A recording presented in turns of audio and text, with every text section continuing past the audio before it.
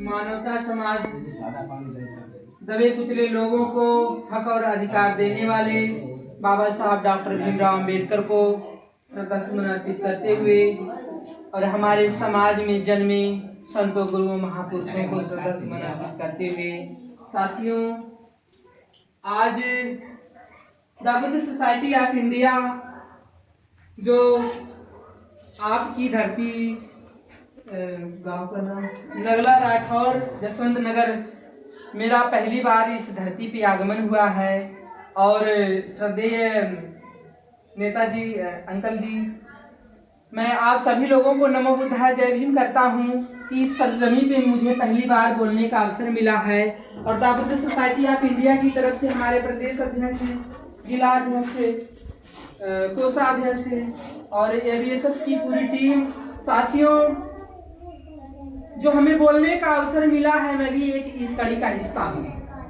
हमने भी जो है कि 10 दिन का शिविर लिया था, जो है कि उसमें ध्यान साधना केंद्र किया था, जो हमारे शरीर के अंदर बहुत ही अच्छा प्रभाव पड़ा। तो इसलिए हम कहते हैं कि अगर आप कहीं तीर्थ स्थल पे अपने नहीं जा पा रहे हैं तो हमारे इटावा में एक बहुत सुंदर बुद्ध विहार बना है, आप वहां पे भी जा सकते हैं। आप वहां पे भी त्रिशरण पंचशील पूजा अर्चना वंदना कर सकते हैं अपने घरों में, अपने जो है कि अपने घर में सुबह शाम जो है कि पूजा अर्चना कर सकते हैं, वंदना त्रिशरण कर सकते हैं। साथियों, जो ये वर्षावास का ये जो समय चल रहा है, वर्षावास के समय पे ये जो महत्व रखा गया है पाखंडवाद और आडंबरवाद, साथियों, हमारे समाज में न जाने कितने लोग ऐसे हैं जो पाखंडवाद की पीड़ा में जकड़े हुए हैं। न जाने लोग किस अवस्था में उस समय नाक कान आंख से पैदा हुए थे, आज उन सब की जरूरत नहीं पड़ रही है। लेकिन हमारे महापुरुष ने भगवान गौतम बुद्ध की विचारधारा को पढ़ते हुए बाबा साहब डॉक्टर भीमराव अंबेडकर, ज्योतिबा फूले, ईवी रामास्वामी नायकर, ये ऐसे 3 महापुरुष हुए जिन्होंने नसबंदी कर दी और इनके देवी देवताओं की कहीं से अवतार नहीं हुआ। ऐसे हमारे महापुरुष इस धरती पे जब पैदा हुए और इन्होंने पूरे आडंबरवाद की धज्जियां उड़ा दी। साथियों, एक ऐसा समय था कि लोग पानी पीने के लिए तरसते थे, उठने बैठने के लिए तरसते थे, उनके लिए रोटी कपड़ा मकान तक नहीं नसीब था।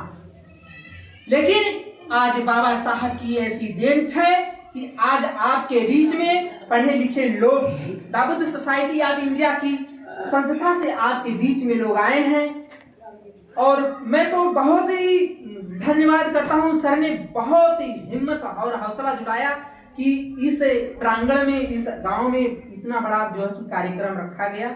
हम तो जानते हैं कि इतने लोग जो है न जाने क्या सीख के जाएंगे। हमारे वक्ता बीच में बैठे हैं। साथियों, बाबा साहब पूरा जीवन समाज के लिए न्यौछावर कर दिया।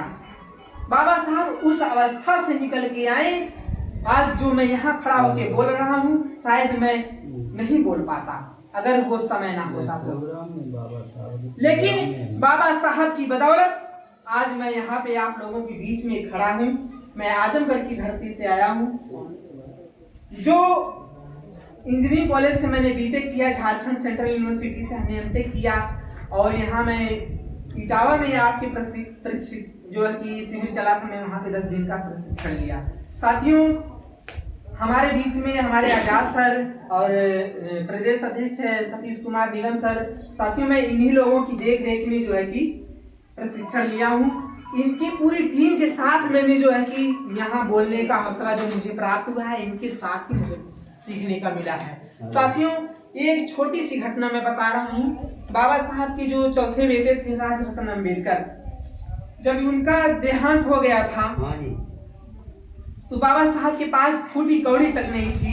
तो बाबा साहब फूट फूट के रो रहे थे और माता रमाबाई आई, बाबा साहब से बोली कि बाबा साहब, जिस समाज के लिए आप लड़ाई लड़ रहे हैं, ये समाज आपके बच्चों को देखने तक नहीं आ रहा है और आप किस समाज की लड़ाई लड़ रहे हैं, किस समाज के बीच में आप जा रहे हैं, आप समाज के लोगों के बीच अपने विचार रख रहे हैं।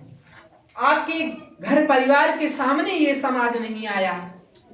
तो बाबा साहब जो है कि गोद से बच्चे को उठाते हैं, नीचे जमीन पे रख देते हैं और रमाबाई के जो है कि कंधे पे कंधा रख के रोने लगते हैं। कहते हैं रमा,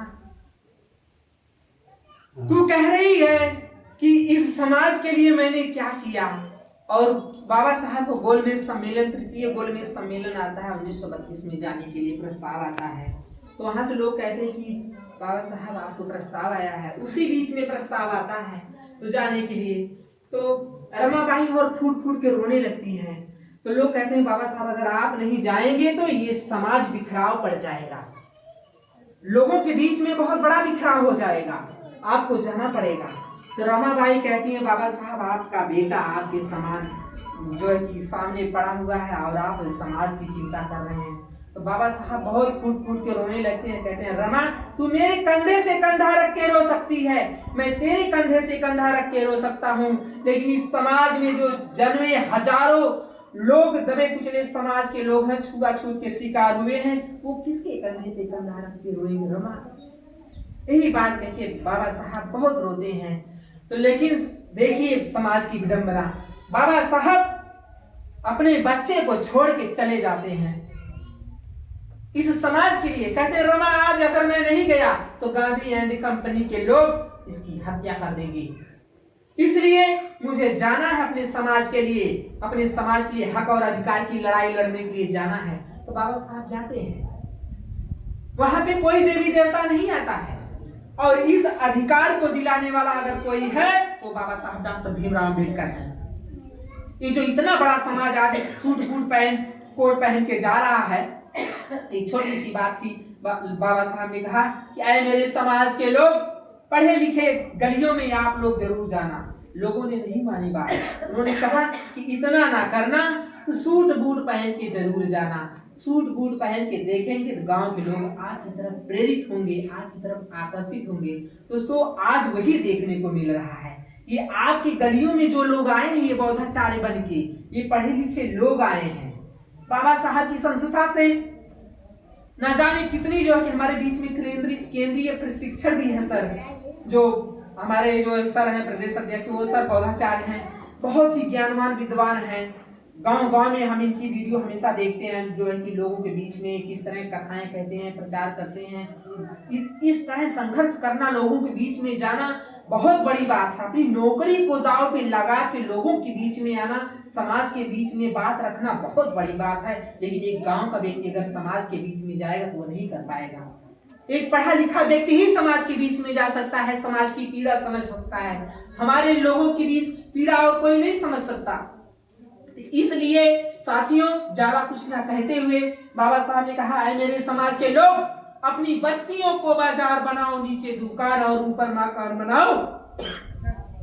आपके पास जब नीचे दुकान और ऊपर मकान होंगे, आपके पास कारोबार होगा, आपके पास व्यापार होगा, आप स्वयं देश की दिशा को तय करोगे, आप स्वयं अपनी सरकारें चुनोगे, अपनी सरकारें बनाओगे, अपने लोगों को मजबूत करोगे। नौकरियां मत बांटो। अरे बाबा साहब ने कहा कि नौकरियां मत मांगो, नौकरियां बांटो।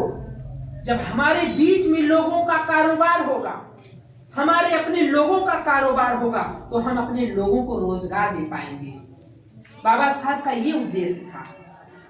बाबा साहब ने यह भी कहा कि इस देश की जितनी सरकारी शिक्षा व्यवस्था है उसको बंद कर देनी चाहिए, और इस देश की जितनी सरकारी शिक्षा व्यवस्था है उसको सरकार के अंडर में होनी चाहिए, और इस देश की जितनी प्राइवेट शिक्षा व्यवस्था है उसको बंद कर देनी चाहिए। जब सरकारी शिक्षा व्यवस्था सरकार के अंडर में होगी, प्राइवेट शिक्षा व्यवस्था बंद कर दी जाएगी, तो हमारे वहां पे ऊंची जाति का बेटा भी पढ़ेगा, नीची जाति का बेटा भी पढ़ेगा। हमारे जब समाज के लोग पढ़ेंगे तो वहां पे हमें आरक्षण की जरूरत नहीं पड़ेगी। साथियों, बाबा साहब ने बौद्ध धर्म को ही क्यों अपनाया? बौद्ध धर्म को ही क्यों अपनाया? उन्होंने देखा लोगों के अंदर कितना आडंबर, छुआछूत, पाखंडवाद है। कहीं कोई देवी देवता पूजने से कुछ नहीं होता है। अगर मेरा एक अंगुली कट जाएगा तो हम डॉक्टर के पास जाते हैं इंजेक्शन लगवाने, मंदिर में घंटा बजाने नहीं जाते। वहां मंदिर में घंटा बजाने से हमारा एक हिस्सा जो है कि ठीक नहीं होगा। हमें डॉक्टर के पास जाना पड़ेगा। तो डॉक्टर के पास जाएंगे तो दवा देगा, सुई लगाएगा, दवाई देगा। वो पढ़ने लिखने का अधिकार किसने दिया? हमारे बाबा साहब डॉक्टर भीमराव अम्बेडकर ने दिए। उन्होंने कहा कि पाखंडवाद की दलदल में आप मत फंसो। अगर जिस दिन आप पाखंडवाद की दलदल में फंस गए उस दिन आपका अस्तित्व मिट जाएगा। इसलिए साथियों, ज्यादा कुछ ना कहते हुए मैं अपनी वाणी को विराम देता हूँ। नमो बुद्धाय जय भीम। पूरी ABSS की टीम को मैं बहुत बहुत साधुवाद करता हूँ और सर को मैं बहुत बहुत प्रणाम करता हूँ कि इस गांव में मुझे जो पहली बार बोलने का अवसर मिला। आपको नमो बुद्धाय जय भीम सर। साधु साधु।